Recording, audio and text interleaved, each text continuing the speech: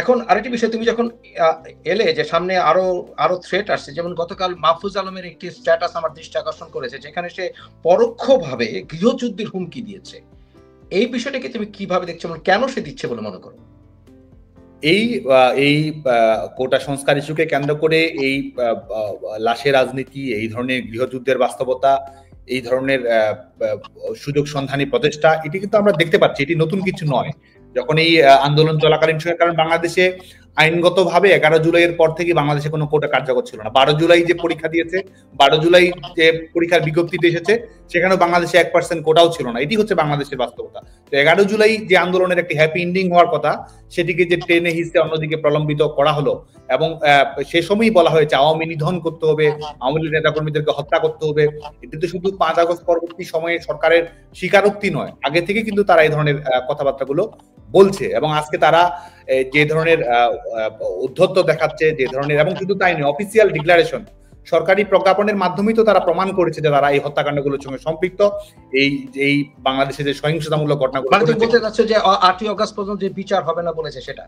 হ্যাঁ, ইন্ডেমনিটি দিয়েছে। তারা তো ইন্ডেমনিটি দেওয়ার মাধ্যমেই প্রমাণ করেছে যে এটি কারা এর সঙ্গে সম্পৃক্ত রয়েছে, কারা এর সঙ্গে সম্পৃক্ত নয়। কোন বিষয়গুলো আপনি আইনের আওতায় নিয়ে আসতে পারবেন, কোনগুলো প্রশ্ন করতে পারবেন না, সেটি তো তারা এক ধরনের ইন্ডেমনিটি দিয়েছে। এটি তো 75 সালে বঙ্গবন্ধুর হত্যাকাণ্ডে যেমন ইন্ডেমনিটি প্রদান করা হয়েছে, আজকেও এই শিক্ষার্থীদেরকে যারা হত্যাকাণ্ডের সঙ্গে সম্পৃক্ত রয়েছে তাদেরকে ইন্ডেমনিটি দেওয়ার জন্য এটি করা হয়েছে।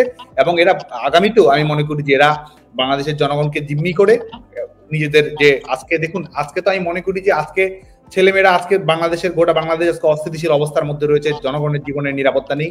এই যে মানুষগুলো হত্যাকাণ্ডের শিকার হয়েছে, 100 জন মানুষ হত্যাকাণ্ডের শিকার হয়েছে, এই প্রত্যেকজনের বিপরীতে, এই 100টি লাশের বিপরীতে, এই 100টি মানুষের রক্তের বিনিময়ে এক একজন উপদেষ্টা হয়ে বসেছে। এবং আজকে গোটা বাংলাদেশকে তারা এক ধরনের কুক্ষিগত করে রেখে এদেশের মানুষের শান্তি, স্বস্তি, নিরাপত্তা, গণতন্ত্র সবকিছুকে তারা বিপন্ন করেছে। আমি তোমাকে কয়েকজনকে উদ্দেশ্য করে কিছু বলতে বলবো, ইফ আই মে। সেটা হচ্ছে, তোমাকে যদি বলা হয় এই মুহূর্তে তোমাকে যদি আসিফ নজরুলের সাথে 5 মিনিট কথা বলার সুযোগ দেয়া হয়, তুমি তাকে কি বলবে? প্রথম কথা, তার বিশ্ববিদ্যালয়ে যদি তিনি বিশ্ববিদ্যালয়ে শিক্ষকতা করেছেন, সেই বিশ্ববিদ্যালয়ে যদি তাকাতে বলি, এই মুহূর্তে বাংলাদেশের বিশ্ববিদ্যালয়গুলো, ঢাকা বিশ্ববিদ্যালয়ে কমপক্ষে 1000 শিক্ষার্থী রয়েছে যারা পরীক্ষায় অংশগ্রহণ করতে পারেনি, শুধুমাত্র একটি রাজনৈতিক দলের সমর্থক হওয়ার কারণে। 2000-এর মতো অধিক শিক্ষার্থী রয়েছে যারা নিয়মিত শিক্ষা কার্যক্রম পরিচালনা করতে পারছে না। শুধু তাই নয়, ঢাকা বিশ্ববিদ্যালয়ে ইতিহাসে এটি কখনো ঘটেনি, বাংলাদেশের ইতিহাসে কখনো ঘটেনি, স্বাধীনতা পূর্ববর্তী সময় ঘটেনি, যেখানে কয়েক শতাধিক শিক্ষক নিয়মিত শিক্ষা কার্যক্রমে, তাদের ক্লাস পঠন পাঠন হোক, জ্ঞান গবেষণা হোক, কোন ধরনের কার্যক্রমে তারা অংশগ্রহণ করতে পারছে। এবং শুধু তাই নয়, আজকে তো আমরা দেখেছি যে ধরনের দ্বিচারিতাগুলো আমরা দেখেছি, বিভিন্ন ইস্যুতে যে ধরনের অবস্থানগুলো তারা গ্রহণ করেছিল। এই বিচার বিভাগে আপনি প্রধান বিচারপতিকে কিভাবে অপসারণ করা হলো, 23 জন বিচারপতিকে কিভাবে নিয়োগ করা হলো, এবং তারাই সবসময় কিন্তু বলেছে যে বিচারপতি নিয়োগে আইন থাকা উচিত, এই ধরনের কথাগুলো কিন্তু তারা সবসময় বলেছে। আজকে তারা বিচার বিভাগকে কিভাবে নির্বাহী বিভাগের মাধ্যমে বিচার বিভাগকে তারা হস্তগত করলো, সেটা কিন্তু প্রমাণিত হচ্ছে। আজকে নির্বাচন নিয়ে তারা সবসময় কথা বলেছে, সেই নির্বাচন নিয়ে তারা সার্চ কমিটি গঠন করছে, এবং সেই সার্চ কমিটিতে কাদের, সে ধরনের বিতর্কিত মানুষগুলোকে তারা বসিয়েছে। এটির মাধ্যমে কিন্তু তাদের সার্বিক যে দ্বিচারিতা, সবকিছু বাংলাদেশের মানুষের কাছে ফুটে আছে। তারা মানবাধিকার নিয়ে সবসময় কথা বলেছে, অথচ বাংলাদেশের মানুষের আজকে মৌলিক মানবাধিকার নেই, সভা করার অধিকার নেই, সমাবেশ করার অধিকার নেই। আজকে তারা আজকে আওয়ামী লীগ বাংলাদেশের প্রধানতম রাজনৈতিক দল, বাংলাদেশের স্বাধীনতা এবং গণতান্ত্রিক আন্দোলনের সূতিকাগার যে রাজনৈতিক দলটি, এবং গত 15 বছর যে দলটি বাংলাদেশকে পরিচালনা করেছে বাংলাদেশের জনগণের ম্যান্ডেট নিয়ে, সেই দলকে নিষেধাজ্ঞার আওতায় নিয়ে আসতে হবে। ছাত্রলীগকে নিষেধাজ্ঞার আওতায় নিয়ে এসেছে, এবং তারা আজকে সবসময় যে গণতন্ত্রের কথাগুলো বলতো, আমরা মনে করি যে তারা যে কথাগুলো বলেছে এর মধ্যে, এবং এই ভারত ইস্যুতে হোক, সাম্প্রদায়িকতার ইস্যুতে হোক, প্রত্যেকটি ক্ষেত্রেই তারা যা বলেছে এবং আজকে যা করছে, এটির মাধ্যমে তাদের মুখোশ বাংলাদেশের মানুষের কাছে উন্মোচিত হয়ে গেছে বলে মনে করি।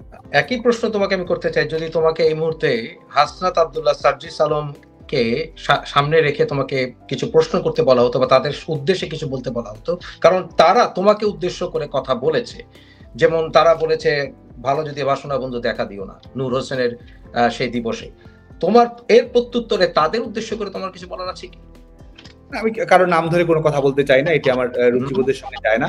তারপরে আমি যদি বলি, সেটি হচ্ছে যে আমাদের এই বিশেষ করে আজকে আমার নিজের তো বলার প্রয়োজন নেই। আজকে দেখুন, তারা ছাত্রলীগের প্রশস্তি করার জন্য, ছাত্রলীগের কর্মীদের দৃষ্টি আকর্ষণ করার জন্য, বা ছাত্রলীগের রাজনীতির সঙ্গে নিজেকে মিলিয়ে দেখে একটু গর্ব অনুভব করার জন্য কত কিছুই না করেছে, সেটা তো সামাজিক যোগাযোগ মাধ্যমে হোক, তাদের কর্মকাণ্ডের মাধ্যমে হোক, সেটি প্রমাণিত। আজকে তারা এই ধরনের কথাবার্তা বলছে, বাংলাদেশ ছাত্রলীগের উপর নিষেধাজ্ঞার বিষয়ে, সার্বিক বিষয়ে বাংলাদেশের বিভিন্ন প্রেক্ষাপট নিয়ে তারা যে ধরনের পরিবেশ পরিস্থিতি তৈরি করছে, এটি আমরা যেটি বলতে চাই, এই ধরনের ফ্যাসিস্টের লাঠিয়াল বাহিনীর ভূমিকা পালন করা, কিংবা আরো যদি অন্যভাবে বলি, এই যে পরিবেশ পরিস্থিতি তৈরি হয়েছে, এখান থেকে নিজের সুযোগ সুবিধা হস্তগত করা, এটি তাদের মৌলিক।